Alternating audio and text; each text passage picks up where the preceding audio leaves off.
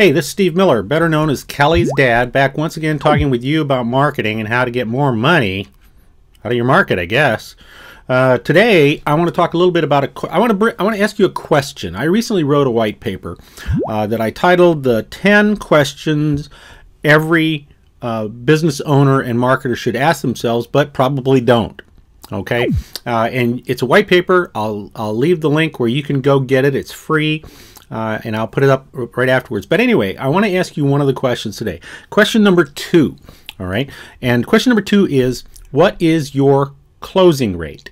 Now, simple question. Most companies cannot answer this question. What do I mean by that?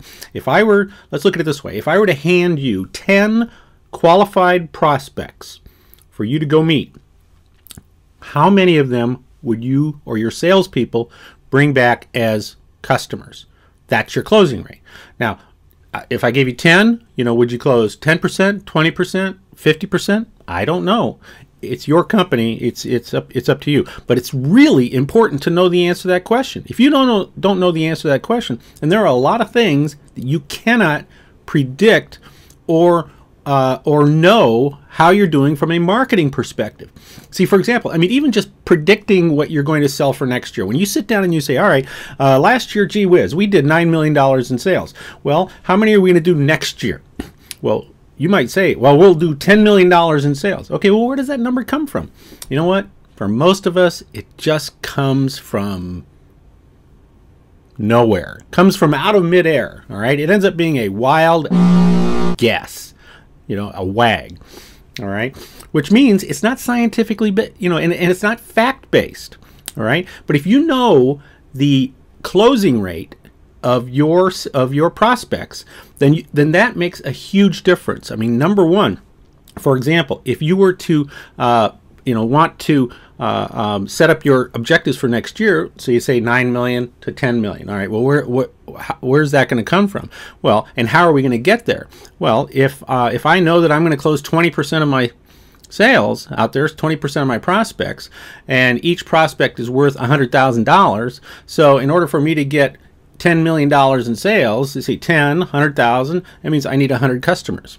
That's what I need, or 100 orders. That's what I need. So where am I going to get 100 orders? And if I'm going to get 100 orders at a 20% closing rate, that means I need 500 qualified prospects or 500 qualified conversations. And that's a combination of retaining customers as well as new customers. It's also important so that when you go to things like trade shows, or you use social media, or you use advertising or promotions or marketing or anything like that, is that when you go into that, you say, all right, this is going to generate, we expect to generate, and I don't know, let's say at a trade show, we're going to generate 200 new leads at that trade show. And from that 200 new leads, we know that we're going to, based on our closing rate, we're going to close 20%. That means we're going to get 40 new customers. And if each of those customers or each of those sales represents $100,000 on average, well, then you can expect to generate from 40 new customers, $100,000 in sales, you can expect to generate $4 million in revenues as a result of that particular marketing medium. Okay, and like I say, and it doesn't matter which medium you're using, they all work. Okay, but if you can't connect the dots with a solid line between the marketing medium and ultimate revenues, then it's all wild guesses. Okay, question number 2 in my white paper of 10 questions that you really need to know the answers to. What is your closing rate? So if you want the rest of the questions, some of them are really tough questions. If you want the rest of the questions, go to this link right now. This is Steve Miller, better known as Kelly's dad. I'll see you on the internet.